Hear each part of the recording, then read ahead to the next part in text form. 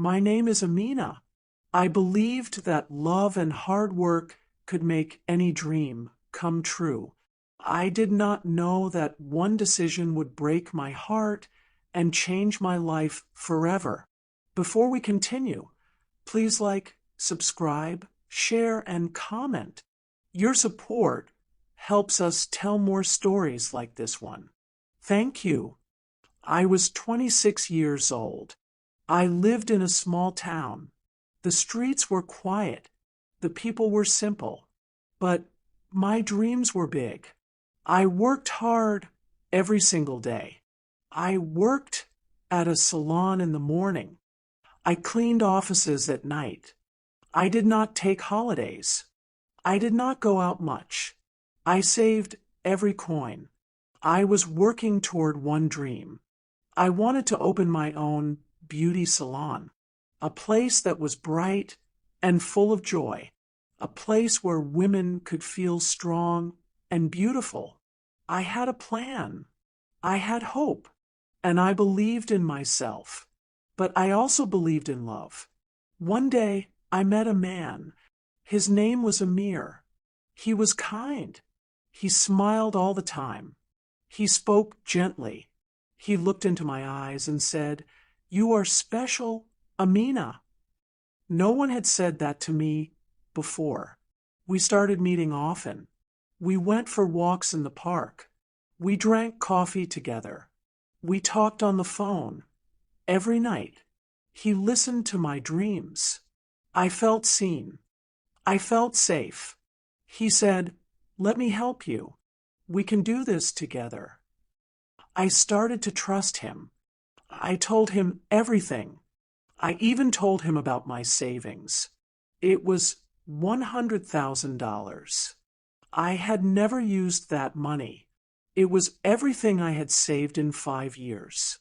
One evening, he looked into my eyes. He held my hand. He said, "Let me invest this money for you. I know people. I can double it. In 6 months, you will open a salon bigger than you ever dreamed." I was quiet. I was not sure, but he smiled and asked, "Amina, do you not trust me?" I looked at him. I thought about all our moments. I said, "Yes, I trust you." So I gave him the money. He hugged me. He kissed my forehead. He whispered, "You will not regret this." The next day, he did not text me. The day after that, his phone was off. On the third day, his number did not work anymore. My heart began to race. I felt sick. I ran to his apartment. I knocked on the door. No one answered. I opened it. The room was empty. He was gone. And so was my money. I fell to the floor. I cried. I could not breathe. I screamed into the empty room. Why? Why did you lie to me? That night, I did not sleep.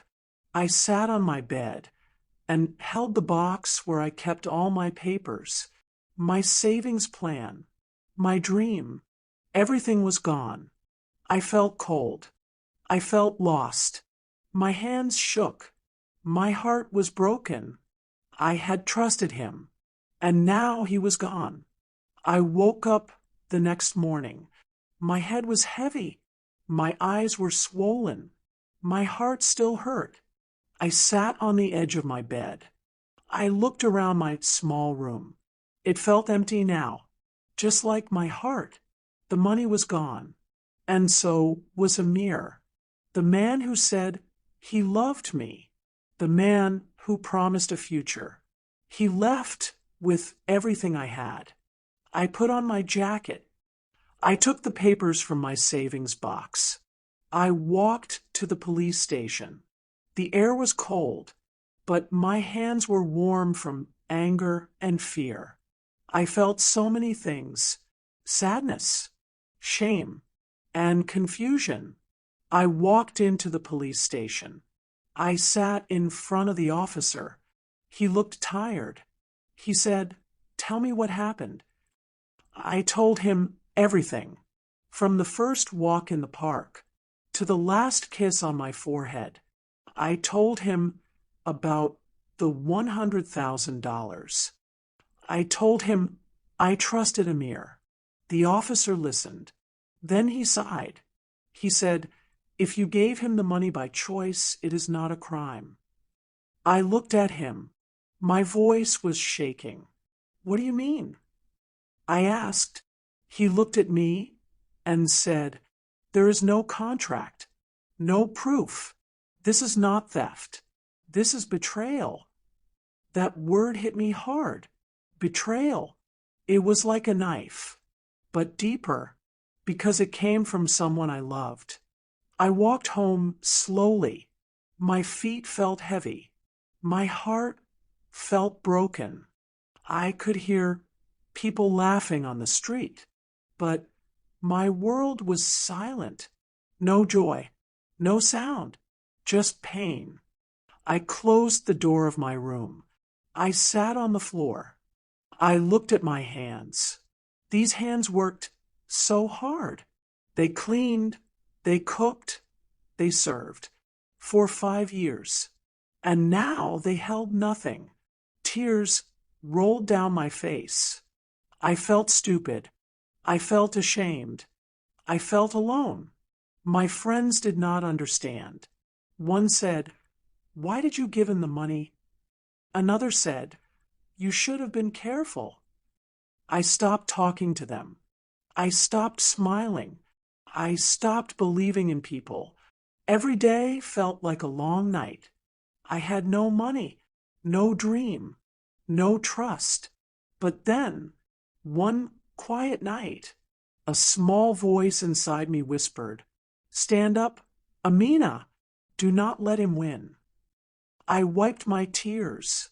I stood up slowly, and in that moment, I made a decision. I will not give up. I still had pain. I still had fear, but I also had something stronger. I had will. I had courage, even if it was small. I looked in the mirror. My eyes were tired, but they still had light. I was still here, and that meant I could still begin again.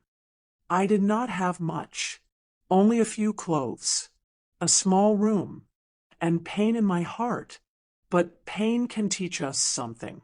Pain can make us strong. I could not sit and cry forever, so I stood up, and I went to find work again. There was a small bakery in my town. I walked in and asked, "Do you need help?" The owner looked at me. She said, "Yes, we need someone part-time." The pay was small, but the smell of warm bread in the morning gave me comfort. It reminded me that life can still be sweet. Every morning, I cleaned tables. I packed pastries. I smiled at customers, even when I wanted to cry. I saved every coin. I made tea at home. I did not go out. I did not buy new clothes. I was building something again. Not just money. I was building hope. One night after work, I sat on my bed. I opened my old phone. I searched for Amir's name again. I did not know why, but something inside me wanted answers. And then, there he was. A new name, a new city, but the same face, the same smile. He had posted a photo. He was holding a girl close. The caption said, "My everything." My hand started to shake. My heart was beating fast. But this time, I did not cry. I took a screenshot, then another. Then I opened a notebook. I began to write down everything. Dates, places, messages, bank transfers, his promises, his lies. I was going to fight back, not with anger, but with the truth. The next day, I went back to the police. I showed them my notebook. I showed the photos, the messages, and the lies. This time, the officer listened carefully. He said, "This is good. We will open a case. It is not much, but it is a start." For the first time in weeks, I slept without tears. I still had pain. I still had fear. But I also had something new. Strength. 1 week later, the police called me again. They had found some of Amir's online accounts. They asked me to come in. I walked into the station. I carried my notebook with me. It was full of notes, dates, and screenshots. I sat in front of the officer. He looked serious. I told him everything again.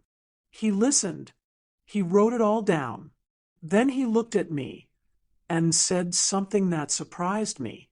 "You are not the only one." I looked up. "What?" I asked. He turned his computer screen.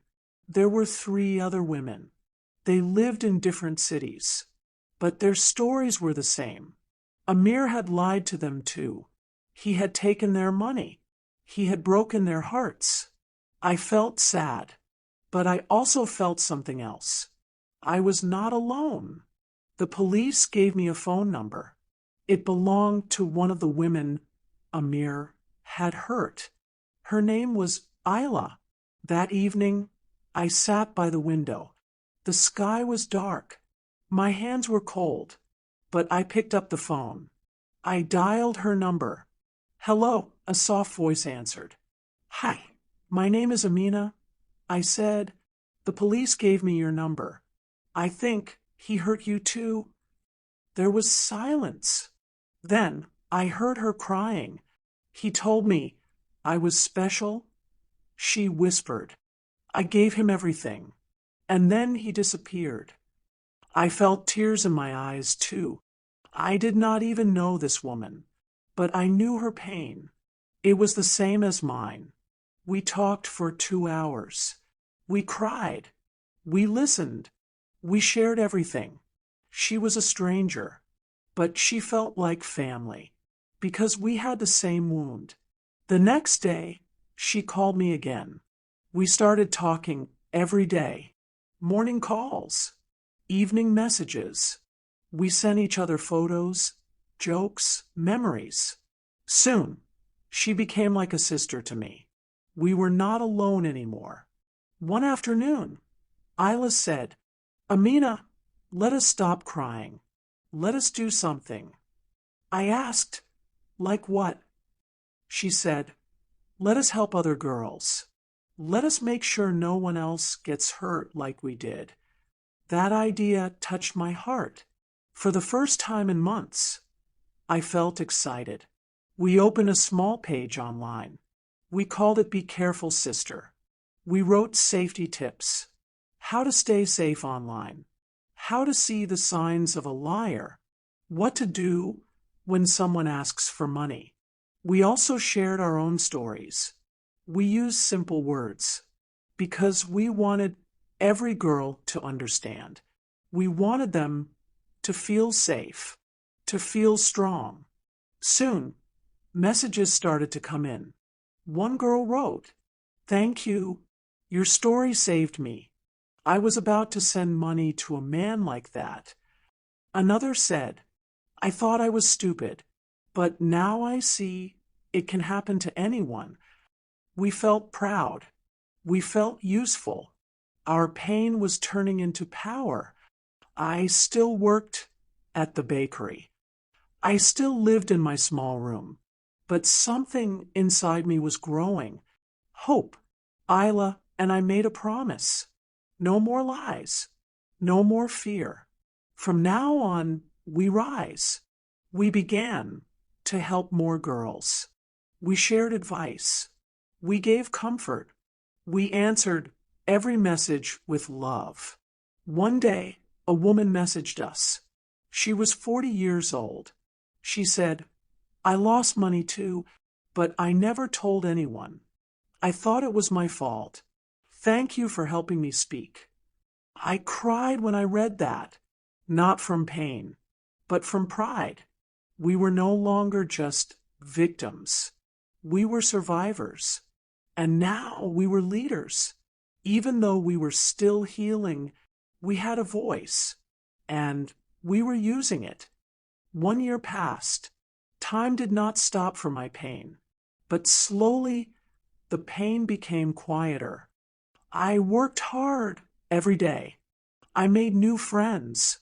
I saved money again, little by little. Isla and I still spoke often. She was my sister now. We laughed. We cried. We kept going. Sometimes I still cried at night when I remembered how he looked at me, how he held my hand, how I trusted him.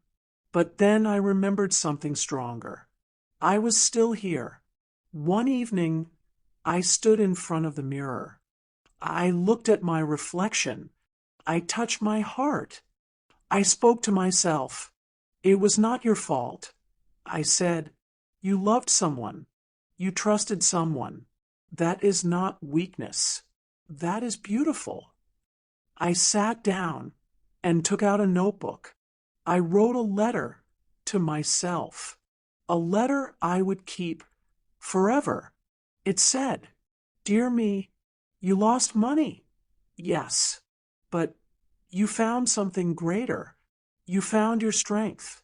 You are not stupid. You are brave.